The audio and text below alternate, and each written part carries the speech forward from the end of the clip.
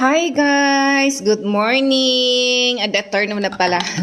So, ayan po itong lunch ko po guys. 1 glass of milk. Ayan. And 2 slice of bread. Ayan guys. Ito lang po. At saka yogurt. So, ganun lang siya guys. Ang atong kakainin. Like ko. Yogurt, milk, and 2 slice of bread. Kasi diet po tayo guys. So, ganun lang po siya guys, no? Strawberry. Sarap. Ay.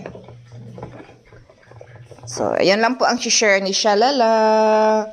So, thank you for watching guys sa inyong lahat.